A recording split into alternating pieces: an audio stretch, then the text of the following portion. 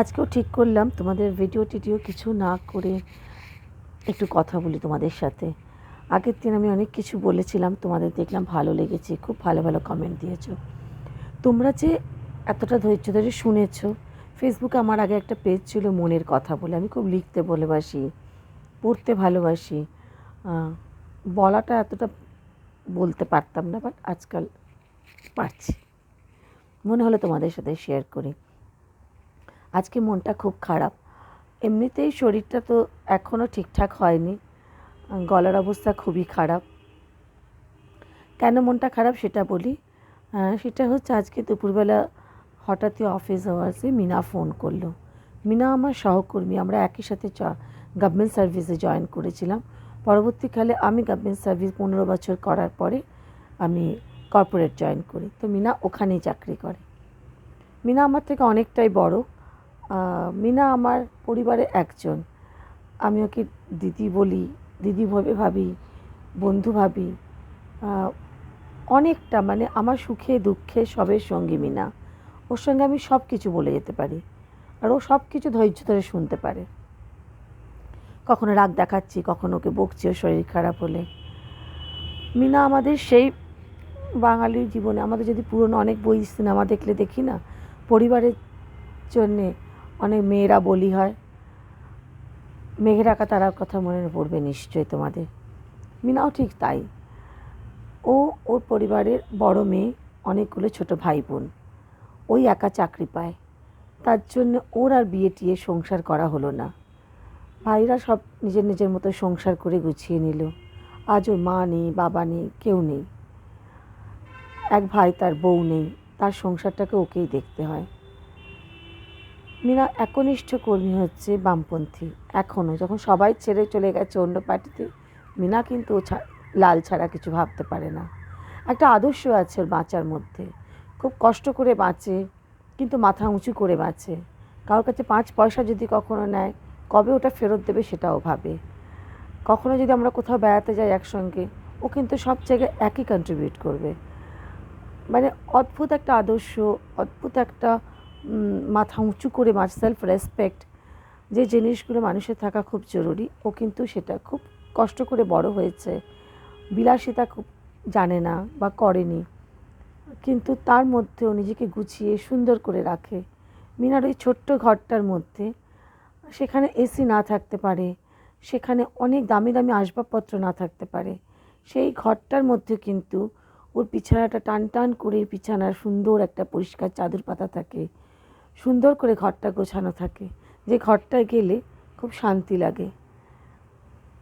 সেই ঘরটায় ফল সিলিং নেই, সেই ঘরটায় হয়তো অনেক কিছুই নেই, কোনো কমফোর্ট তুমি হয়তো সেই ঘরটায় দেখতে পাবে না, কিন্তু সে ঘরটা অসম্ভব শান্তি আছে, যেটা মিনার জন্যেই সম্ভব। খুব পরিষ্কার, ভীষণ পরিষ্কার, সারাক্ষণ জল ঘাটছে, তার জন্যই ঠান্ডা লাগে প্রচণ্ড।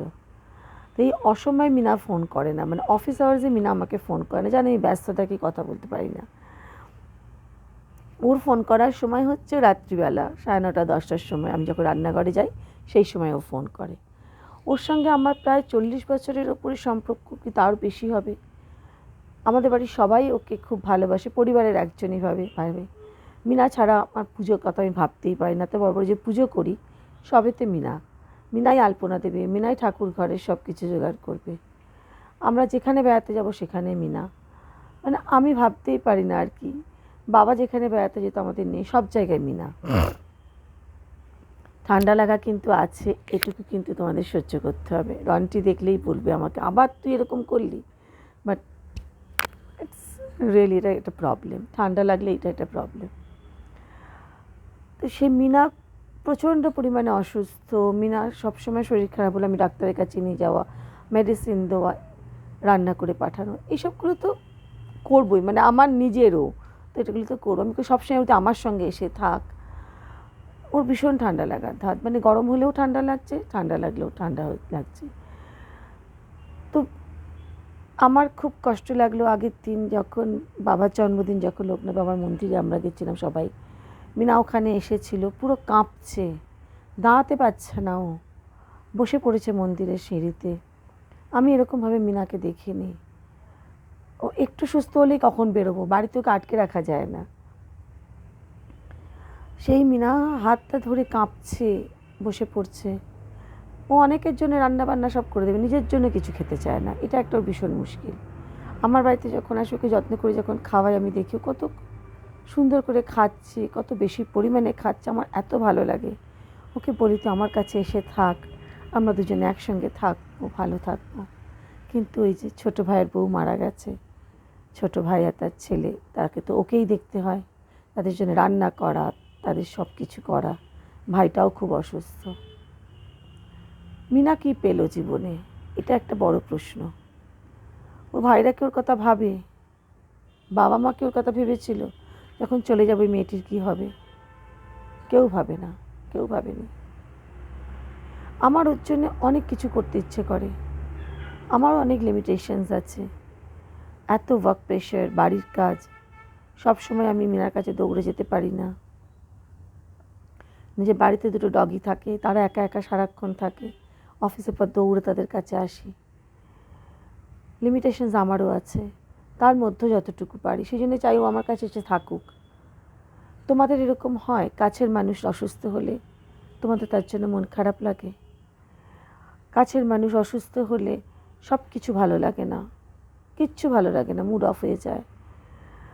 মনে হয় যে কখন সুস্থ হবে, সব কিছু আছে কিন্তু মনে হবে কিছু নেই, এরকম হয়। বাবা যখন হসপিটালে ছিল তখন 50 দিন আমি বেলভিউতে ছিলাম, একটা রুমের মধ্যে একটা জামা পরে থাকতাম। কুসংস্কার হয়ে গেছিলো, মনে হতো যেন জামাটা খুললে বাবার কিছু হয়ে যাবে। বাড়ি আসতাম না, হসপিটালে রাত দিন পরে থাকতাম। আমি, রিক, দিদির ছেলে, দিদির হাজব্যান্ডের আমার এক বন্ধু, শুধু দিদিকে বাড়ি পাঠানো হতো। মানে মনে হতো চোখের পাতাটা বন্ধ হলেই যেন মনে হচ্ছে কিছু হয়ে যেতে পারে। মিনা অসুস্থ হলে আমি যেন কীরকম একটা হয়ে যাই, মিনার উপর রাগ করি, মিনাকে গালাগাল দিই, তুই কেন ঠান্ডা জলে চান করছিস, কেন এটা করছিস, আমার বাড়িতে লোকে গিজার চালিয়ে দিই, কেন তুই স্টিম নিচ্ছিস না, কেন এটা করছিস না, কেন হরলিক্স খাচ্ছিস না, কেন মানে কেন ডিম খাচ্ছিস না, মানে এইরকম পাগলের মতো আমি করতে থাকি। তোমাদেরও নিশ্চয়ই হয় না? কেউ কাছের মানুষ যাকে তুমি খুব ভালোবাসো, তাদের জন্য তোমাদেরও নিশ্চয়ই এরকম সবার হয়। অদিতি এবার ঘুরতে গেছিল, খুব ডিস্টার্ব ছিল, সুব্রতদার শরীর খারাপ ছিল বলে।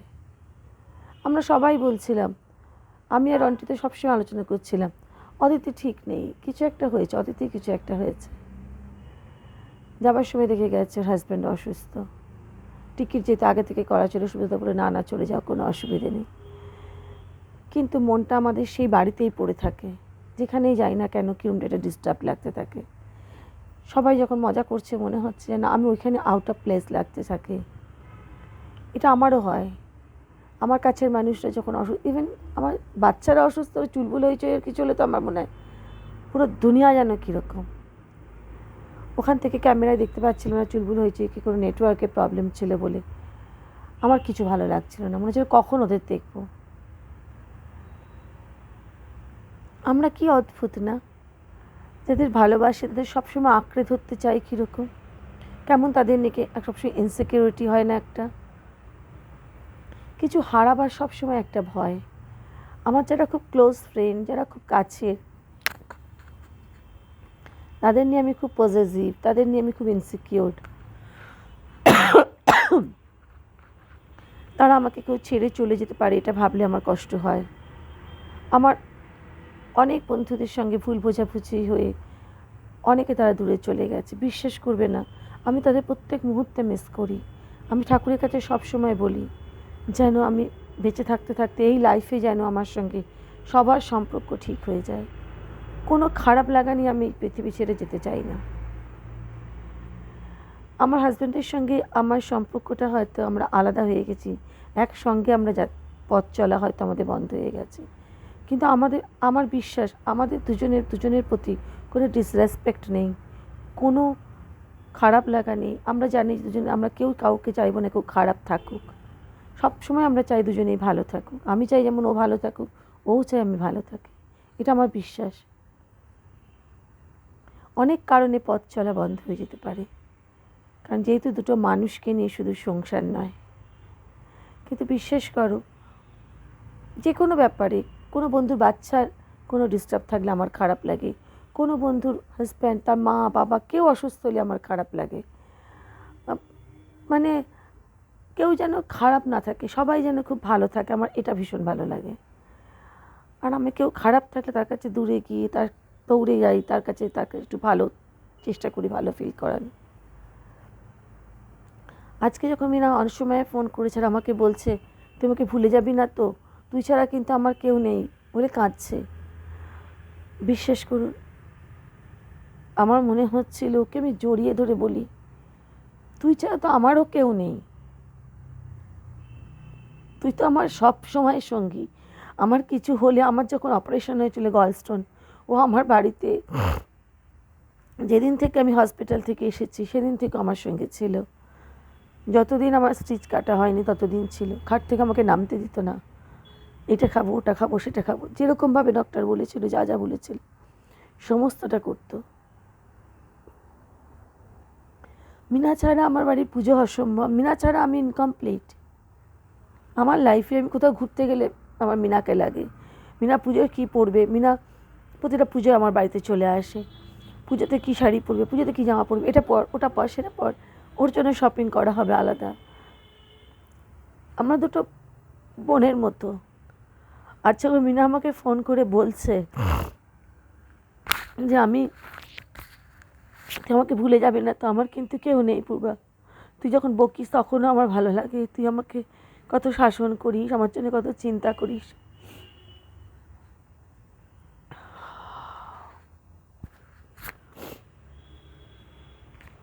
I am very sorry.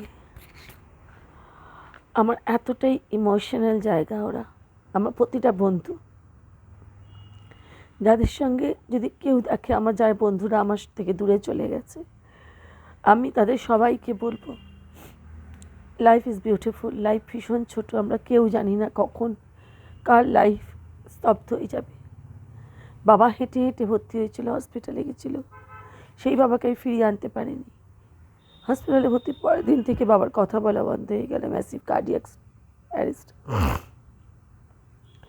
সেখানে ঝগড়াঝাটি, অশান্তি, ভুল বোঝাবুঝি, এগুলো মিটিয়ে নেওয়া উচিত।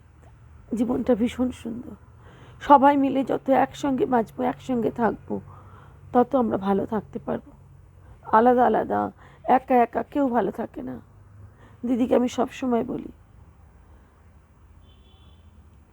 সবাই মিলে থাকা সবার উচিত। সংসারে পরিবারে খারাপ লাগা ভালো লাগে এসব তো থাকবেই, কিন্তু তাই বলে দূরে সরে গিয়ে নয়, একসঙ্গে জড়িয়ে ঝগড়া করো, চিৎকার করো, তাও পাশে থাকো।